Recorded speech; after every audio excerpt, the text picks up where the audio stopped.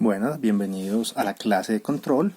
Hoy vamos a hablar sobre la estabilidad en los sistemas. Ya habíamos hablado de el error en estado estable en la clase pasada. Hoy vamos a hablar sobre la estabilidad de los sistemas. Bien, ¿cómo determinamos o cómo definimos la estabilidad de un sistema? Eso va a depender de cómo responde dicho sistema ante un impulso.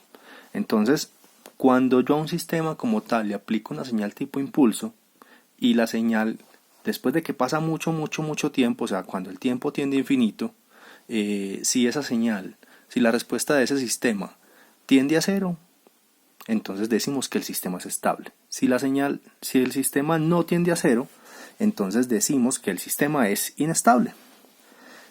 Este comportamiento está relacionado con la ubicación de los polos del sistema. Recordemos por favor que los polos del sistema son las raíces del polinomio del denominador de la función de transferencia. Y la ubicación de los polos del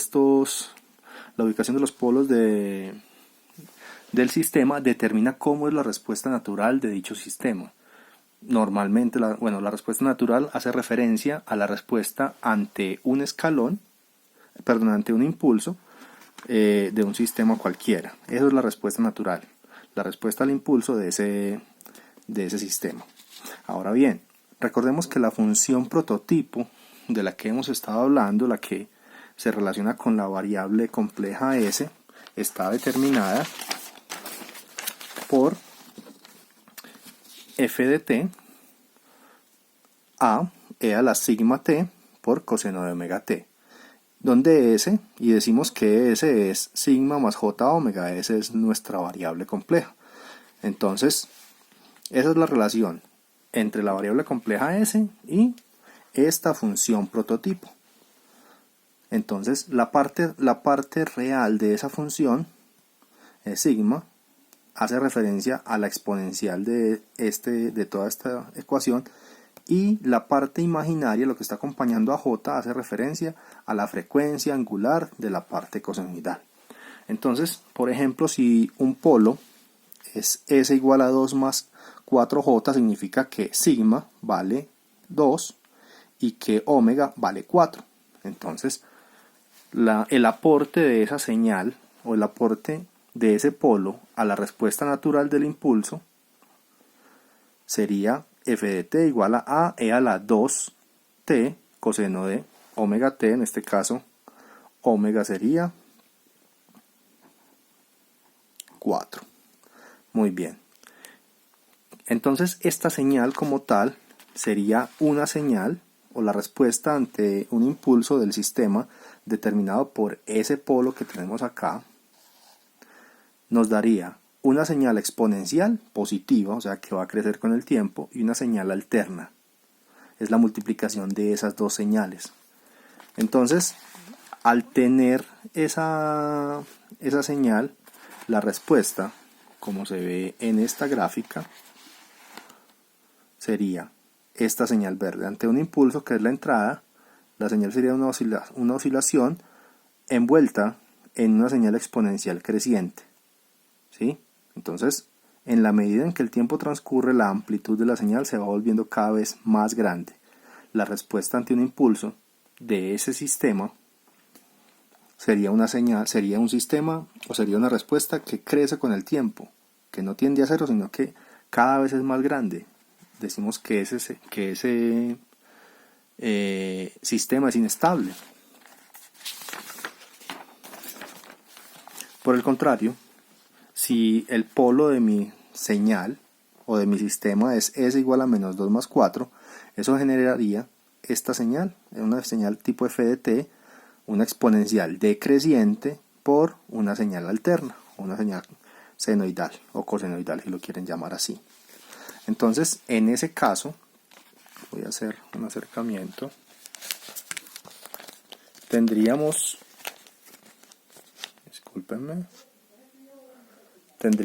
ante este impulso una señal alterna, que es la verde, la señal que empezaría a oscilar. Pero su oscilación va a ir decreciendo porque es la multiplicación de una señal exponencial negativa por la alterna. En este caso, el sistema ante un escalón, el sistema ante un impulso empieza a decrecer aunque tenga una parte oscilatoria. La parte oscilatoria es porque pues tenemos una parte imaginaria de ese polo, que sería 4. Bien, entonces los polos son los que definen, o la ubicación de los polos es lo que define la estabilidad del sistema. La parte real de los polos determina cómo es la exponencial de la respuesta natural de un sistema. Entonces, si la parte real del polo, o sea, el sigma, es positivo, el polo va a estar al lado derecho del eje imaginario. Si la parte real del polo es negativo, significa que el polo estaría al lado izquierdo. Entonces eso hace que si el polo está al lado izquierdo, me genere una exponencial decreciente. Si el polo está al lado derecho, eso generaría una exponencial creciente.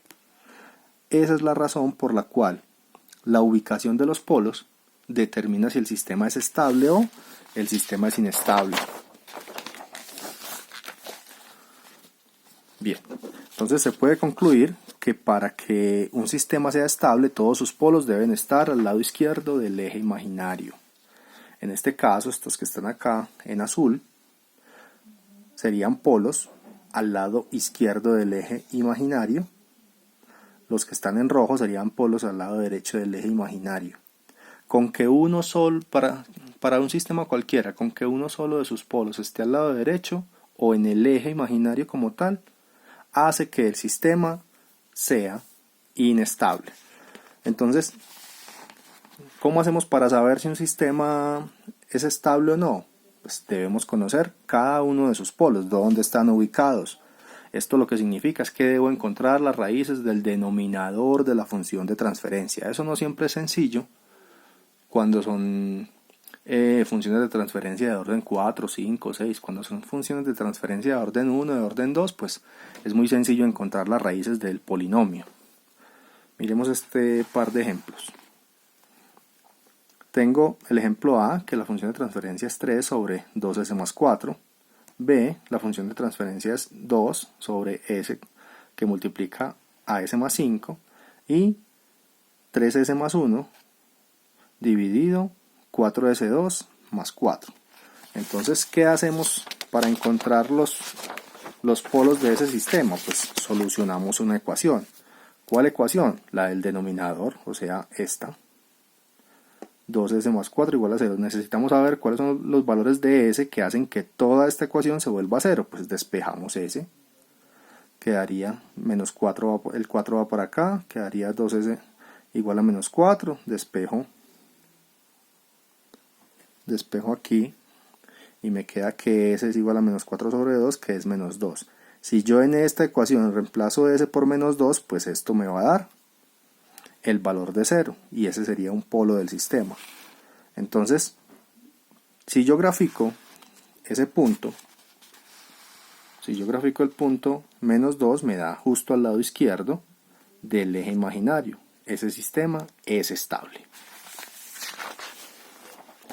En el caso B, 2 que multiplica a s, 2 dividido s que multiplica a s más 5. Entonces, debo solucionar pues esta ecuación. Esto me da un sistema de orden 2, un polinomio de grado 2, significa que tiene dos polos. Es muy evidente que si s vale 0, todo esto vale 0, y que si s vale menos 5, esto vale 0 también. Entonces esos son los dos polos, s igual 0 y s igual a menos 5, que hacen que el denominador se vuelva a 0, o sea, esos son los polos del sistema. Cuando yo los grafico, tengo que hay un polo justo sobre el eje imaginario y otro en menos 5. Como uno solo de los polos no está al lado izquierdo del eje imaginario, entonces ya el sistema digo que es inestable. Se debe cumplir que todos los polos deben estar al lado izquierdo del eje imaginario. Bien, veamos el caso 3. En el caso 3, el denominador es 4s cuadrado más 6. despejo S, me queda que 4s cuadrado es igual a menos 6, s cuadrado es igual a menos 6 sobre 4, saco raíz cuadrada de esto y me queda más o menos raíz de menos 6 sobre 4, esto es más o menos 1.2247, raíz de menos 1, que esto es i o j, y las raíces de ese polinomio serían 1.2247i menos 1.2247i. Eso significa que los polos están justo sobre el eje imaginario. Miren que estos dos valores, estos dos polos no tienen parte real, o sea que están en 0 de la parte real y en menos 1.22 y en 1.22 respectivamente. Están sobre el eje imaginario. ¿Los polos están al lado izquierdo del eje imaginario? No, los polos están sobre el eje imaginario. Entonces, tengo incluso más de un polo sobre el eje imaginario. Eso hace que el sistema sea inestable. Como no están en el lado izquierdo del eje imaginario, el sistema se considera inestable. Entonces, para determinar si un sistema es o no es estable, deberíamos conocer todos dónde están ubicados los polos del sistema. Sin embargo, existe un criterio que se llama el criterio de Ruth. Algunos textos hablan del criterio de Ruth-Hurwitz, con el cual podemos determinar si el sistema es o no es estable sin necesidad de conocer los polos o dónde están ubicados los polos del sistema. Ese criterio de Ruth tiene dos condiciones o dos partes. La primera es que todos los coeficientes del polinomio del denominador deben estar presentes y deben ser diferentes de 0. Y deben ser positivos. La otra parte del criterio es que los elementos de la primera columna del arreglo de Ruth deben ser positivos. Se deben cumplir las dos partes del criterio para que efectivamente se considere estable el sistema. Pero entonces necesitamos desarrollar el criterio de Ruth. ¿Sí? Entonces, ¿cómo realizamos el criterio de Ruth? Paso a explicarlo. Bien. Voy a suponer que el denominador es un polinomio en S que tiene la forma a sub 0 hacia la n más a sub 1 hacia la n menos 1 más hasta a sub n menos 1s más a sub n. O sea, son polinomios en potencias de S, donde a sub 0, a sub 1, a sub 2 hasta a sub n son los coeficientes de ese polinomio y son números reales. Un ejemplo entonces es este: 3s a la 5 más 4s4 más 1s3 más 2s2 más 5s más 6. En este caso, el a sub 0, que es lo que acompaña el del mayor grado, sería 3, el a sub 1, 4, a sub 2, 1, a sub 3, 2, a sub 4, 5 y a sub 5 es 6. El arreglo de Ruth se arma con esos coeficientes. Entonces, al armarlo con esos coeficientes, yo hago una serie de filas partiendo de S a la n, hacia la n menos 1, hacia la n menos 2, hacia la n menos 3 hasta S a la 0. En S a la n coloco a 0, a 2, a 4, a 6, a 8, los que hayan. Y en S a la n menos 1 empiezo en A1, sigo con A3, A5 y A7. Luego coloco B1, B2, B3, B4, C1, C2, C3, C4 y B1, B2, B3, B4, C1, C2. Todos estos los armo a partir de los elementos de arriba. Ya les voy a mostrar cómo lo hacemos. Bien. B1 lo determino como A1, A2 menos A0, A3 sobre A1. B2 sería A1, A4 menos A0, A5 sobre A1. B3, A1, A6 menos A0, A7 sobre A1.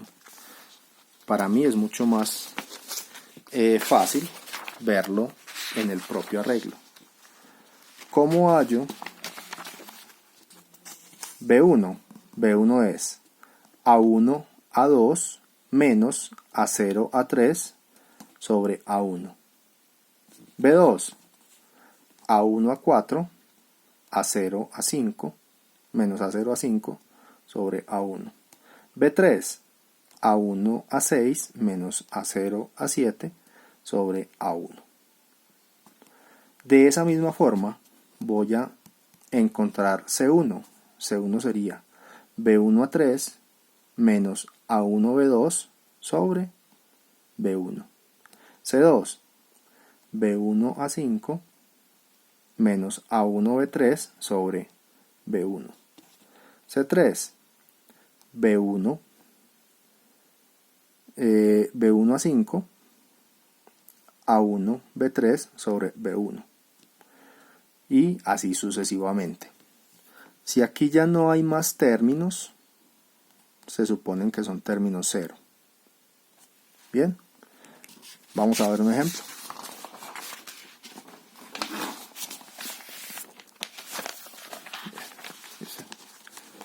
Realiza el arreglo de Root para el denominador de g de s igual a 1 sobre s a la 4 más 6s3 más 11s2 más 6s más 6s más 15. Entonces el polinomio del denominador p de s es s a la 4 más 6s3 más 11s2 más 6s más 15. En este caso vemos que A1 es 1, A0 es 1, perdón, A1 es 6, A2 es 11, A3 es 6 y A4 es 5. Entonces en esta primera línea coloco A0, A2 y A4. En la siguiente línea coloco A1, que es 6, A3, también es 6. Como no hay un A5, pues es 0. Y empiezo a operar sobre esos valores para encontrar B1. Entonces, ¿qué es B1? Es este por este menos este por este sobre este que está aquí. 6 por 11 menos 1 por 6 dividido 6. Esto es B1. B2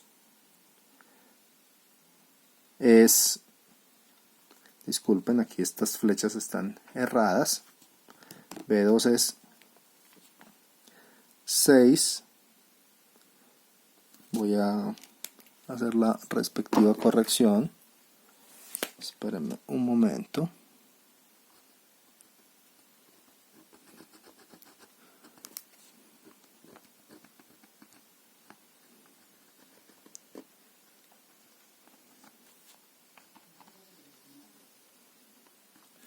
Ok. Bien. En este caso sería 6 por 15 menos 1 por 0 dividido 6. Así hallaría B1 y B2. Voy a reescribirlos. Aquí tendríamos este y este. ¿Cómo hallo este valor de aquí? Voy a acercarlo un poco para que sea más evidente. Tengo 10 por 6 menos 6 por 15 dividido 10. El siguiente sería 10 por 0 menos 6 por 0 dividido 10. Al reescribirlo, pues queda de esta forma. El resultado 10 por 6 menos 6 por 15 sobre 10 da menos 3 y este da 0. ¿Cómo hallo entonces este último término? Es este por este menos este por este sobre este y eso me da 15. Al reescribirlo todo, pues obtengo que este es el arreglo de Root y la primera columna es esta de aquí. En esa primera columna vemos que todos los números excepto este son positivos. Eso hace que ya no se cumpla el segundo criterio, la segunda parte del criterio de Root. La primera parte es que de todos el valor del polinomio, miren que aquí hay un 1, S a la 4 está, es 1, S a la 3 está, es 6, S a la 2 está, 11, S a la 1 está, es 6, y S a la 0 es 15. Todos los coeficientes de las potencias del polinomio están y son diferentes de 0 y son positivos. Esa es la primera parte del criterio. La segunda parte es que al hacer el arreglo de Root, esta primera columna todos sean positivos y no se cumple. Eso significa que este polinomio, que esta función de transferencia, este sistema, es un sistema inestable. Una forma de comprobarlo pues es encontrando los respectivos valores o los respectivos las respectivas raíces de ese polinomio. Eso lo puedo hacer en MATLAB o en Octave. ¿Cómo lo hago? Defino una variable p igual a el vector de los coeficientes del polinomio 1, 6, 11, 6 y 15, y luego le doy la orden roots. Con esa orden roots a p, a la variable que me guardó esos coeficientes, y esto me da como resultado pues estas cuatro raíces para s. Estos son los valores de s que si yo los reemplazo en este polinomio me debe dar 0. Notemos entonces que hay dos polos al lado izquierdo del eje imaginario y hay dos polos al lado derecho del eje imaginario. Estos dos polos, con que hubiera tenido solo un polo al lado derecho del eje imaginario, ya el sistema sería inestable. Muy bien, espero que sea claro cómo evaluamos la estabilidad de un sistema. Mil gracias.